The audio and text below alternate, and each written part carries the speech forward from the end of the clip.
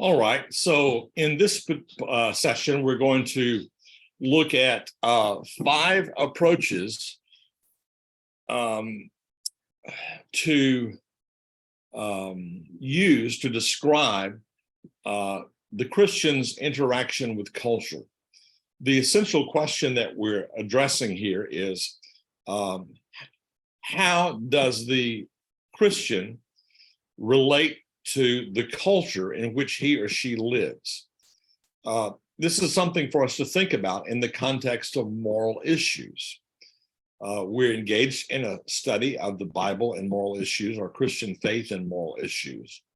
Moral issues are distinctly related to the contemporary cultural context in which we're living. And so in light of that, it's good for us to ponder, to think about how we are to interact with, how we are to relate to the culture, because the way that we view our own relationship to culture shapes typically how we will approach these particular issues related to contemporary Christian faith. For example, our relationship to culture and our understanding of how we should relate to culture relates to how we might interpret our perspective on capital punishment, or how we interpret our perspective on the environment, or how we view our perspective on abortion, or how we view our perspective on gender identity issues. And the basic tension is, should we be very distant from culture, or should we be very engaged and accommodating to culture? That's the issue. Already, when I mention that, you've got your own perspective. So you're already in your mind endorsing one of the paradigms that we're going to look at. So let me pull up a slide that talks about how we as Christians, that talks about the varied approaches to how we as Christians approach the issue of culture. I'll pull up my slide.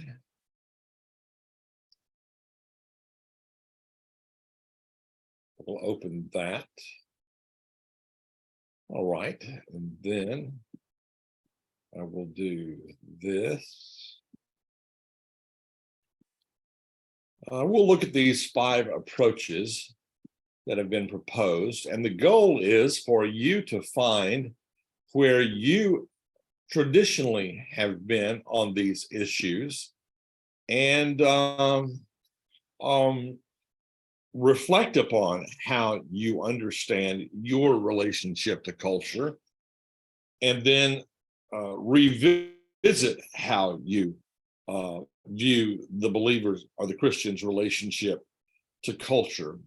Where do you fit in, and is it the appropriate spot, or is it different than you used to view your relationship to culture? So we'll look at these things. So we're entitling this Christ and Culture. All right, Christ and Culture. This entire approach is based upon a book by the name of Christ and Culture, written by H. Richard Niebuhr. It's a classic. Most of us are not familiar with it. I'm not going to belabor the point. But in this particular book, Niebuhr, one of the greatest Christian ethicists of days gone by, attempted to describe various paradigms or patterns that are reflective of how we view our relationship to culture. So hang with me as we just kind of think through some preliminaries regarding this issue. H. Richard Niebuhr, he was a professor of divinity at Yale Divinity School. He wrote this book entitled Christ and Culture. The central question is, how does the Christian judge between loyalty to Christ and the many loyalties of culture? Now, notice closely that central question, because it demonstrates the tension that each of us is experiencing on uh, as individuals living in contemporary culture. What is my loyalty to Christ? And what is my loyalty to culture? And how do I navigate, how do I balance those two competing loyalties? I think that most of us, if not all of us, would say that there are things in culture that we as Christians are not comfortable with endorsing, that we think it would be a compromise of our loyalty to Christian faith if we endorse them. But the question is, where do we overstep our boundaries? When do we overextend our boundaries? So once again, to look at the central question behind the issue of Christ and culture, the Christian and culture, how do you as a believer judge your loyalty to Christ and the many loyalties of culture? Now, let me just be intensely practical at this point. How do we know when we're asking this question? We don't blatantly ask this question, but we ask this question in a much more subtle fashion. For example, one of the hot topics of our day and time is gender identity. It's a hot topic, gender identity. Culture calls upon us to acknowledge that gender identity is a real issue in our day and time for many individuals. Many Christians find themselves put in a bind on that issue. So they say, okay, how, as a Christian, do I endorse that struggle? As a Christian, do I endorse culture's position on that issue? Or as a Christian, do I resist that issue? So that's the way we ask this question. What is my loyalty to Christ? What is my loyalty to culture? Let me give you another more primitive or more elemental illustration of that on the issue of evolution. Culture says evolution is real. Science says evolution is real. And in the past, Christians have said, what is our interpretation or understanding of evolution to be? Do we endorse it? Do we reject it? At the heart of that dilemma is the question of our loyalty to Christ and our loyalty to culture. How do we bridge that chasm? How do we maintain the integrity of our faith, not compromise our faith, and yet also acknowledge the legitimacy of cultural questions? All right. So we're all struggling with this. That's my point, especially in this day and time. We struggle with it with regard to evolution. We struggle with it with regard to the issue of gender issues. We struggle with it with regard to the issue of abortion. We struggle with it with regard to the issue of capital punishment, environmental concerns. We're all asking this question. Now, if you say, well, I'm not asking that question, it's solved for me, I just reject all of those things. Well, then you are in one of the paradigms that we're going to look at. You're in the Christ against culture paradigm. So my point is that even in your rejection of culture's stance on any of these issues, and your isolation of yourself and your faith from the cultural context, you are reflecting one of these approaches that we're going to look at. So let's move forward. And this is H. Richard Niebuhr. Niebuhr was one of the most important Christian ethicists in 20th century America. As I said, his best-known book was entitled Christ and Culture, and that's the book from which we're pulling these paradigms, just for us to kind of hang these issues on and kind of evaluate in a reflective fashion upon our position with regard to these things. Niebuhr was presenting in this book a Christian defense of the Christian faith. Now, it's important that we understand that. The context that gave rise to Niebuhr's paradigms was, first of all, the wake of Nazism and fascism, the horrors of the Holocaust, the new threat to international communism, the specter of new forms of warfare.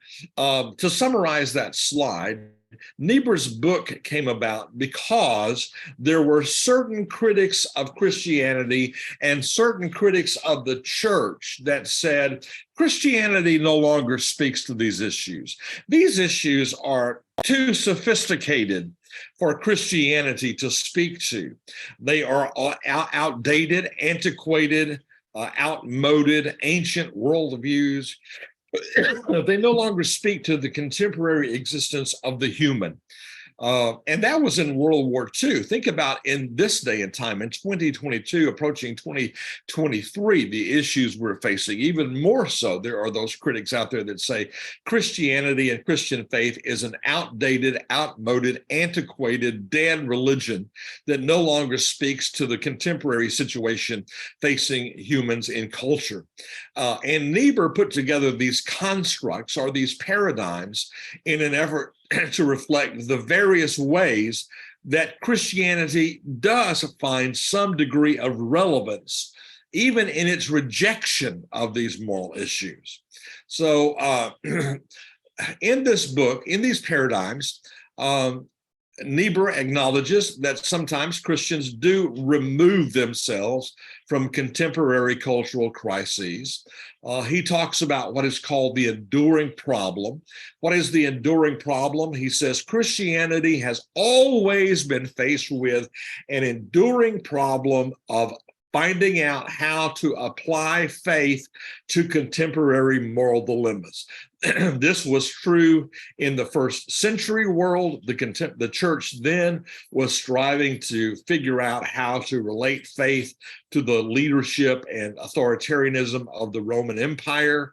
And this has always been a problem for the church. How does the church and how does faith relate to contemporary issues? In the first century, it was the Roman government. In our day and time, it's another set of issues: capital punishment, environmental concerns, gender identity. In that sense, it's an enduring problem, and it will always be the challenge for Christians to strive to demonstrate in some fashion the bearing that their faith has upon contemporary moral dilemmas, such as those we're going to look at. So next, Niebuhr acknowledges that there's never been a singular answer among Christians to these problems. We're not going to find one resolute answer that solves it for us. On the issue of war, how does the Christian view war? We're not going to find a Bible text or a Bible interpretation that says this is the only approach to the Christian's understanding of war. There's never been a singular answer. So we're going to come out in a variety of positions with a variety of perspectives. So in light of that, Niebuhr put together these 5 constructs or these 5 paradigms that most of us can find ourselves within one of these with regard to how we view our relationship to culture.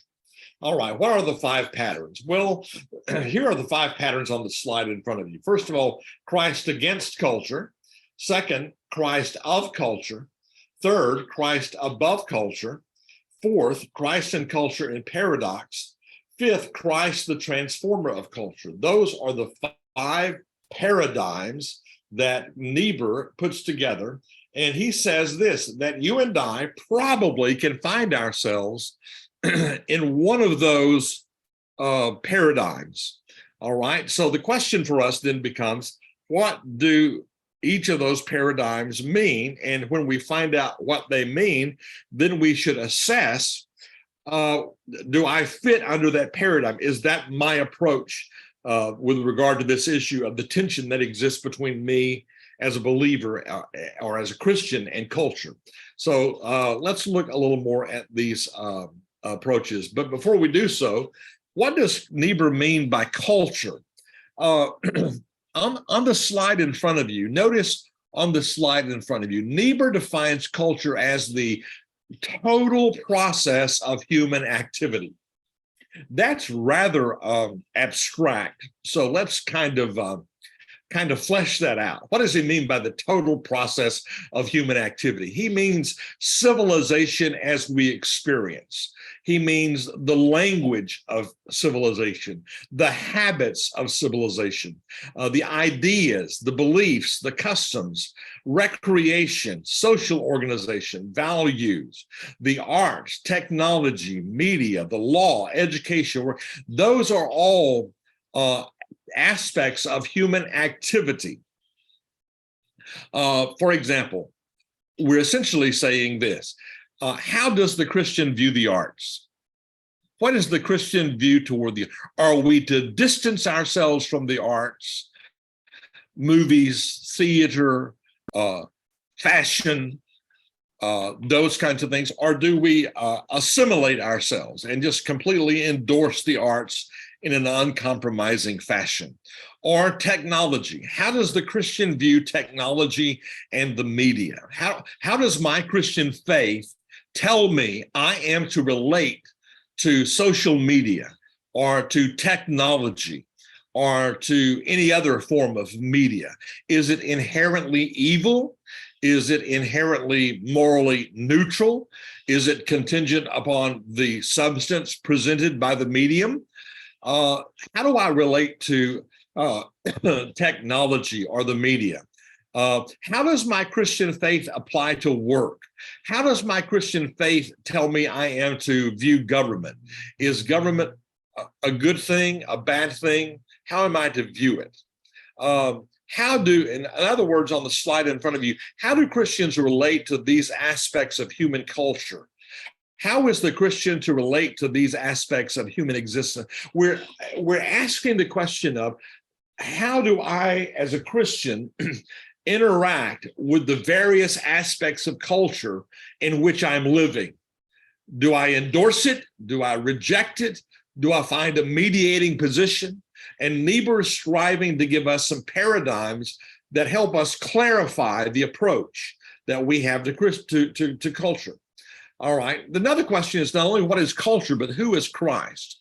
For Niebuhr, he is the New Testament figure, crucified, raised from the dead, the one who Christians accept as he's authoritative. Niebuhr readily says, as Christians, we are to demonstrate a loyalty to Christ, his values, his priority, his kingdom. There's to be something distinctive about us. By virtue of that very issue, we are placed in a tension with culture. All right. What loyalty do we devote to him? What loyalty do we devote to culture? How do we avoid compromising our loyalty to him? So who is the Christ? And then what is culture? Once again, he defines it as the social life of humanity, the environment created by human beings, the arts, the media, technology, work, all of those things, recreation, athletics, education. What is our relationship? How does our Christian faith interact with those things and shape how we view those things? All right. Let me kind of give you an overview of these approaches before we get to them. Niebuhr turns next to various ways in which Christians have sought to live faithfully under the authority of Christ as they relate to the culture around them. First of all is the Christ against culture. Against is the word. He sees, under this approach sees the Christian as the Christian faith as standing in opposition to culture, against culture, rejecting culture. This is the mentality that says we reject Halloween, for example. The Christian is to reject Halloween. We shouldn't even have fall festivals, for example, because those things are part of a pagan culture. This is the mentality that says we reject all technology because technology is evil. Technology is bad. So that's against culture. Of culture says that there's complete agreement between Christianity and culture. So this is the opposite of against. Sees loyalty to Christ and loyalty to culture as one and the same thing. That's hard for us to get our heads around, but certainly it's the more liberal approach, all right? The next is Christ above culture. That's the both and. We live in a divided world and we just accept it both and. We'll talk about that in a moment more specifically. The Christ and culture approach in paradox, that says there's an ongoing tension between Christ and culture and that we live in the tension. And then the last approach is the Christ, the transformer of culture. Our faith transforms language for good. Our faith transforms technology for good. Our faith transforms media for good. Our faith transforms secular holidays for good. So we put a Christian spin upon them, etc. So those are the various, an overview of the various approaches. So now then, first of all, let's look at the Christ against culture approach. The Christ against culture approach, related biblical text. I'm going to stop right there, and then we will look in the next slide. Next, I'm going to stop with these definitions and this overview, and then in the next set of material we will look at the Christ, at the various paradigms more specifically. I just think that's a good stopping point. So we have an overview of the approaches and what Niebuhr is wanting us to think about, the tension that exists between us and culture. How do we relate to culture? We have an overview, and in the next study, we will look more particularly and specifically at the various approaches. Have a great day.